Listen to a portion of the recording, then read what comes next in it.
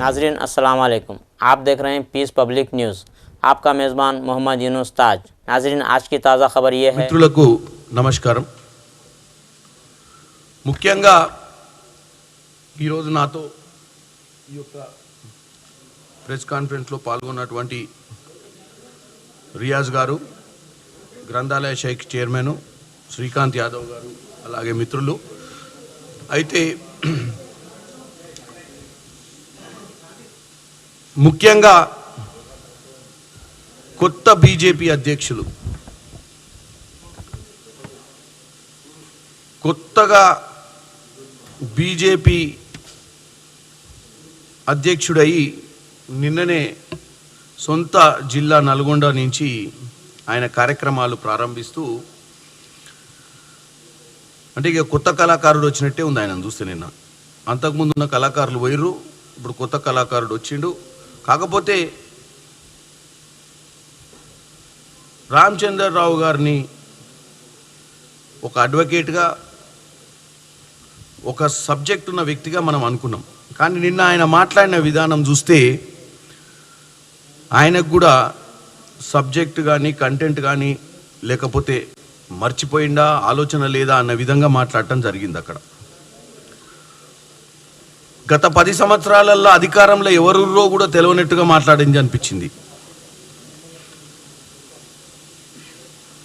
ఆయన అధ్యక్షుడైనప్పుడు రకరకాల విమర్శలు, ఆయన అధ్యక్షుడైనందుకు బీఆర్ఎస్ పార్టీ సంబరాలు చేసుకున్నదన్న విషయాలు ఇవన్నీ మనం చూసినాయి.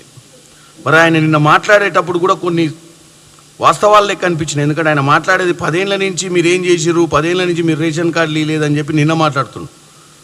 10 ఏళ్లలో బీఆర్ఎస్ అధికారం ఉందన్న విషయాన్ని ఆయన మర్చిపోవడం చూస్తే, ఎవరో అన్నారు ఆయనకు కొంచెం మతిమరుపు ఉంది, అల్జమీర్స్ ఏదో ఉందని. అది నిజమే అనిపిస్తుంది నిన్న చూసిన తర్వాత.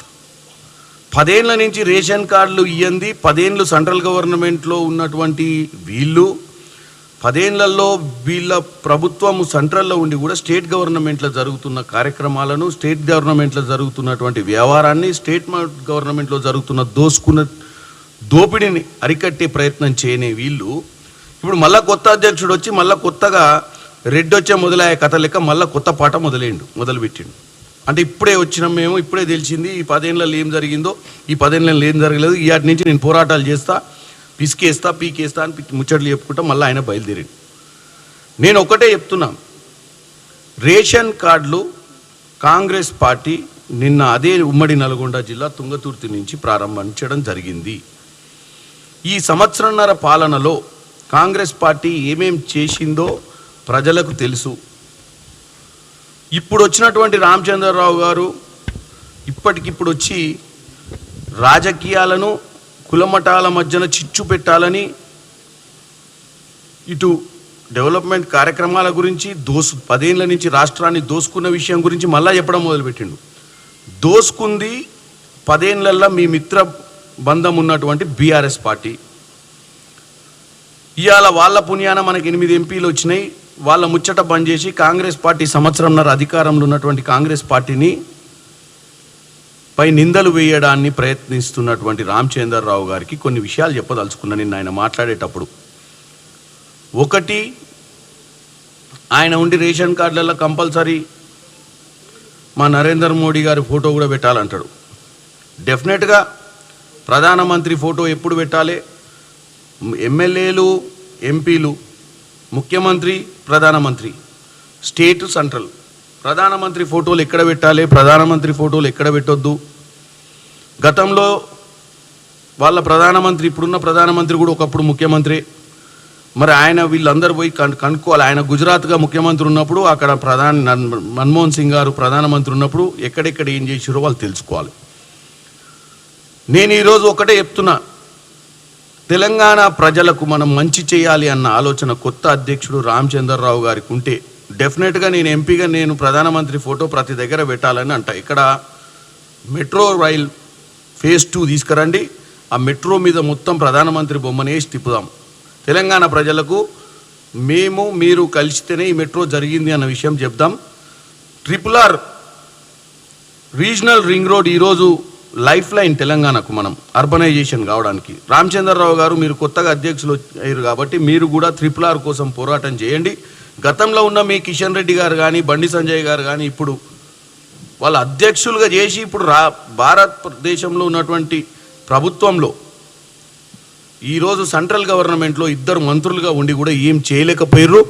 వాళ్ళు చేయలేదనే ఇప్పటిదాకా బీజేపీ పార్టీ బలోపేతం కాలేకపోయింది. ఇక్కడ నేను ఒకటే మీకు ఛాలెంజ్ చేస్తున్నా, మీరు కనుక మీ హయాంలో కన్స్ట్రక్టివ్గా ఈ రాష్ట్ర అభివృద్ధి కోసం మీరు పోరాటం చేసినట్టయితే మీరు చరిత్రలో నిలిచిపోతారు. అంతే తప్ప గత మీ అధ్యక్షుల మాదిరిగా మాటలకే పరిమితం అయిపోయి బయట మాటలు లోపల సెట్టింగులు చేసుకుంటే బీఆర్ఎస్ పార్టీతోటి మీరు చేసుకున్నట్టు చేసుకొని అటు వాళ్ళు విస్మరించారు 10 ఏళ్ల పాలనలో నీళ్లు నిధులు నియామకాలను, ఇటు మీరు సెంట్రల్ గవర్నమెంట్ నుండి కూడా రాష్ట్రానికి ఏం చేయలేదని చెప్తున్నా.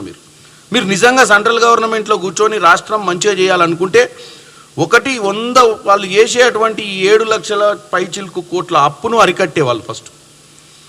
ఒక రాష్ట్రాన్ని దోసుకొని పోతుంటే కూడా నిమ్మకు నీరెత్తినట్టు మీ ఢిల్లీలో మీ దగ్గర అన్ని ఏజెన్సీస్ ఉండి కూడా దాన్ని నియంత్రణ చేయలేదు. ఎన్ని కంప్లైంట్లు మేము పెట్టినా ఇవాళ మళ్ళీ మీరు అధ్యక్షునికి వచ్చి ఇవాటి నుంచి మీరు వచ్చి రాష్ట్ర వ్యాప్తంగా తిరిగి రాష్ట్రంలో ఉన్నటువంటి వ్యవస్థనంతా పటిష్టం చేసి మీరు కాంగ్రెస్ పార్టీని నిలదీస్తామంటారు. కాంగ్రెస్ పార్టీని నిలదీయడానికి ఏం మిగిలిందని నిలదీస్తావు? నీ గతంలో ఉన్న 2 నాయకులు 10 ఏళ్ళు వాళ్ళతోటి మంతనాలు చేసి మొత్తం గాలికి వదిలి రాష్ట్రాన్ని దోసుకొని పోయి ఆగమాగం చేసినాక ఇప్పుడు వచ్చి నువ్వు నిలదీసేది ఏముంది? విలదీస్తే ఇప్పుడు అక్కడ జరిగినటువంటి కాళేశ్వరం అయింది. అక్కడ ఎంత దోపిడీ జరిగిందో మీ ఏజెన్సీల ద్వారా తెలుసుకోండి. ఇప్పుడు ఆల్రెడీ ఘోష్ కమిటీ కూడా తీసుకుంటుంది. మీరేమన్నా ఉంటే గత పాలకులు ఏ విధంగా పరిపాలించారో పోరాటం చేయాల్సిందే తప్ప ఈ సంవత్సరన్నర పాలన గురించి ప్రజల ముందే జరుగుతుంది, ట్రాన్స్పరెంట్గా జరుగుతుంది. నిజంగానే మీరు ఎక్కడైనా ఈ సంవత్సరన్నర పాలనలో ఎక్కడైనా వాళ్ళ మాదిరిగా దోపిడీ చేసుకోవాల్సిన ప్రయత్నం జరిగిందా లేదా అనేది ఈ తెలంగాణ ప్రజల ముందు ఈరోజు చర్చ జరగాలి. మేము బీఆర్ఎస్ కంటిన్యూగా మాట్లాడుతున్నాం, రండి చర్చలకని. ఒక ఆయన చర్చలకు రమ్మంటే క్లబ్లకు రమ్మని చెప్పేది మీరు చూస్తున్నారు. రామచంద్రరావు గారు అసెంబ్లీకి రావాల్సిన రండి చర్చ చేసుకుందామంటే రాని వాళ్ళు ఇప్పుడు మీరు కొత్తగా బయలుదేరి ఈరోజు రాష్ట్ర ప్రజల్ని కన్ఫ్యూజ్ చేయడానికి ప్రయత్నం చేస్తుర్రు. నేను ఒక్కటే చెప్తున్నా, నిన్న మీరు ఆడ మాట్లాడుకుంటా ఎట్టి పరిస్థితుల్లో ముస్లింలను బీసీ రిజర్వేషన్లు కానీ ముస్లిం రిజర్వేషన్లు మీకు అంగీకరించమని, బీసీల లెక్క ముస్లింలను బీసీలలో కలిపితే అని.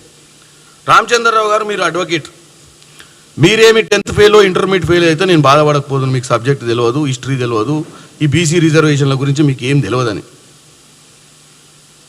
ముస్లిం మైనార్టీలను బీసీలల్లా 1982 నుంచే దీని గురించి ఆలోచన మొదలైంది. బ్రిటిష్ వారు ఉన్నప్పటి నుంచి హంటర్ కమిషన్ రిపోర్ట్ల ద్వారా 1882లా, మిల్లర్ కమిటీ రిపోర్ట్ 1918లా, ఫస్ట్ బ్యాక్వర్డ్ క్లాసెస్ కమిషన్ 1953లా, స్టేట్ బ్యాక్వర్డ్ క్లాసెస్ లిస్ట్ అంటే తమిళనాడులో 1951, 1971, కేరళలో 1957, మైసూర్లో 1960, ఆంధ్రప్రదేశ్లో 1968. నేను ఎందుకు చెప్తున్నా అంటే ఇది కొత్త కాదు. మొట్టమొదటిసారిగా బ్రిటిష్ హయాంలోనే కొంతమంది ముస్లిం మైనారిటీలు వెనుకబడిపోయారన్న విషయాన్ని తెలుసుకొని వాళ్ళని బ్యాక్వర్డ్ కాస్ట్లో పెట్టి వాళ్ళకి రిజర్వేషన్లు ఇవ్వాలన్న ఆలోచన, వాళ్ళ జీవితాలను మెరుగు చేయాలన్న ఆలోచన అప్పుడు వచ్చింది.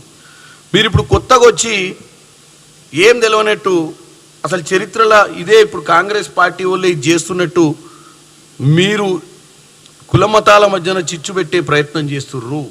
ఇది హిస్టరీ.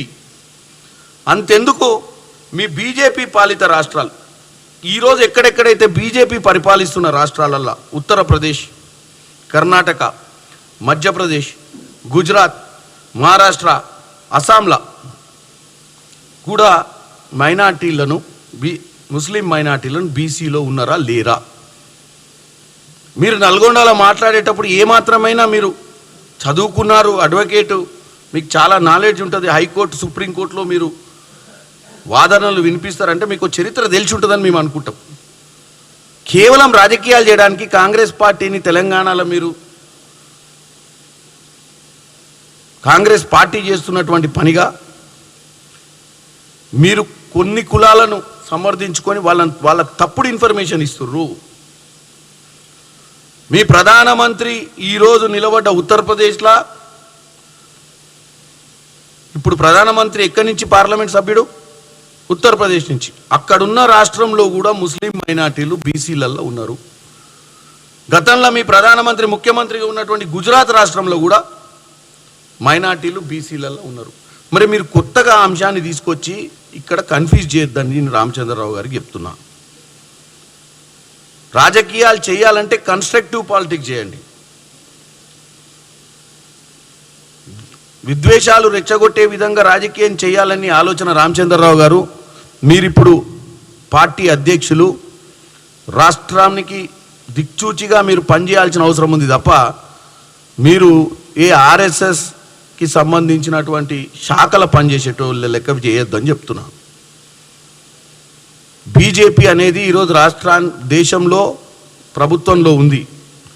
ఈ భారతదేశంలో ఉన్న రాష్ట్రాలైనా భారతదేశంలో ఉన్న ప్రజలైనా మన ప్రజలందరూ కూడా సమానంగా చూడాల్సిన అవసరం ఉంది. మీకు ఎవరికి అన్యాయం జరిగినా కానీ న్యాయంగా చేయాల్సిన అవసరం అధికారంలో కానీ ప్రభుత్వంలో ఉన్న వారికి ఉంటుంది.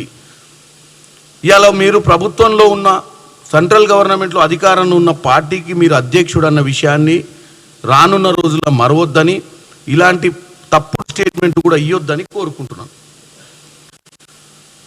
ఇకపోతే నిన్న మీ అందరు చూసిర్రు, రేవంత్ రెడ్డి గారి సభ తుంగతుర్తిలో బ్రహ్మాండమైనటువంటి విజయం జరిగింది. 50 నుంచి 60 వేల మంది ఓన్లీ తుంగతుర్తి ప్రజలు ప్రతి గ్రామం నుంచి నిన్న రేషన్ కార్డుల పంపిణీ కార్యక్రమం ప్రారంభోత్సవానికి వచ్చిర్రు. ఇది తట్టుకోలేక నిన్న రేవంత్ రెడ్డి గారు మాట్లాడిన తర్వాత మాజీ మంత్రివర్యులు తుంగతుర్తి నియోజకవర్గానికే సంబంధించినటువంటి సూర్యాపేట ఎమ్మెల్యే జగదీశ్వర్ రెడ్డి గారు ఈరోజు పొద్దున మాట్లాడుతూ రేవంత్ రెడ్డి గారి సభలో రేవంత్ రెడ్డి గారిని చూసి చప్పట్లు కొట్టలేదని చెప్పితే నేనేం చెప్పాలి? ఆయన అడిగింది ఏంది? నీ ఊళ్ళో నువ్వు మండలాన్ని శాంక్షన్ చేయించినావు, నాగారం మండలం శాంక్షన్ చేసినోడు మండలాఫీస్ అన్న కట్టుకోవాలి, మండలాధికారిని తెచ్చుకోవాలి, మండలానికి పరిపాలన అందియాలి కదా. ఆ మాత్రం ఇంగిత జ్ఞానం లేకుండా మంత్రి పదవి చేసి ఎక్కడ బుర్రినావని అడిగిండు. నువ్వు రోజు సాయంత్రం ఏ బాస్ అయితే ముఖ్యమంత్రిగా 10 ఏళ్ళు ఉంటే గ్లాసుల నీళ్లు చూడ కలిపేటప్పుడన్నా ఎప్పుడన్నా నువ్వు తుంగతుర్తి నుంచే వచ్చినా అని చెప్పినవా? ఎప్పుడన్నా నీ బాస్ని 10 ఏళ్లలో తుంగతుర్తి నియోజకవర్గం తీసుకొని సభ పెట్టించినవా? ఎప్పుడన్నా నీ బాసుని తీసుకుపోయి మాటలకే ఈరోజు ఇరిగేషన్ నీళ్లు రాకుండా రావద్దంటే నిన్న రేవంత్ రెడ్డి గారు, ఉత్తమ్ కుమార్ రెడ్డి గారు వచ్చిన సంవత్సరాల పాలనలా మీరు 10 సంవత్సరాలుండి ఒక్కరోజు తుంగతుర్తిని పట్టించుకొని మీ ప్రభుత్వము సంవత్సరాల కాలంలో రేవంత్ రెడ్డి గారు ఎన్నికల ముందొచ్చిర్రు, ఎన్నికల తర్వాత నిన్ను వచ్చినప్పుడు నువ్వు దాన్ని జీర్ణించుకోలేక నీ సొంత ఊళ్ళో నీకు విలువలేని పరిస్థితి వస్తుందని చెప్పి నువ్వు మాట్లాడే పిచ్చి మాటలు చూస్తే నవ్వొస్తుంది. జగదీశ్వర్ రెడ్డి గారు, మీరు నిజంగా నువ్వు మంత్రివే అయ్యుండి నువ్వు ముఖ్యమంత్రికి రోజు సాయంత్రం నువ్వు కార్యక్రమాలలో పాల్గొనే వ్యక్తిగా ఉంటే నువ్వు కంపల్సరీ ముఖ్యమంత్రిని తెచ్చుకునేటోని కదా. నీ ఊర్లను బాగు చేసుకుంది కదా. ఆడ నీ కోట చూసి వచ్చినాం నిన్న. నీ ఇల్లు గంజి లేనోడు బెంజిలో తిరుగుతుండు, ఎకరం లేనోడు ఆ కోటనే 2 ఎకరాలలో కట్టినావు. మరి ఎట్టకెళ్ళి కట్టినావు అంటే నాగారం ప్రజలకు తెలియదా? నిన్ను చిన్నప్పటి నుంచి నువ్వు లాగేసుకున్నప్పుడు చూసినటువంటి నాగారం ప్రజలకు నీ గత చరిత్ర ఏందో, నువ్వు ఇవాళ ఏ రకంగా తిరుగుతున్నావు రోడ్ల మీద, నీ కాడ ఎన్ని కోట్లు ఏనంగా వచ్చినాయి, ఇన్ని భూములు ఏనంగా వచ్చినాయి. నీకు దాసుకోవాలన్న ఆలోచనతో 10 ఏళ్ళ అధికారంలో ఉన్నవే తప్ప నీ సొంత ఊరికి ఏదైనా చెయ్యాలన్న ఆలోచన లేదు అనే మేము చెప్తున్నాం. నీకు నిజంగానే ఉమ్మడి నల్గొండ జిల్లా నుంచి 10 ఏళ్ళు మంత్రిగా ఉన్నోనివి ఎంత డెవలప్మెంట్ చేసుకోవాలి? తుంగతుర్తిని చేసుకునే ఓపిక లేదు. ఇవాళ చేస్తుంటే ఓర్వలేవు. ఇది తుంగతుర్తి ప్రజలు గమనించాలి. ఆడ పుట్టి పెరిగిండు అంటారు మీరు, పక్కన ఎమ్మెల్యే గుండు, మంత్రి గుండు, గతంలో ఏం చేయలేదు. కానీ ఏమన్నా అంటే వచ్చి ప్రెస్ మీట్లు పెట్టి డ్రామాల మాటలు మాట్లాడే అవకాశం తీసుకుంటుండు. కాబట్టి జగదీశ్వర్ రెడ్డి గారి పిచ్చి పాటలు మానుకోవాలని కోరుకుంటున్నాను.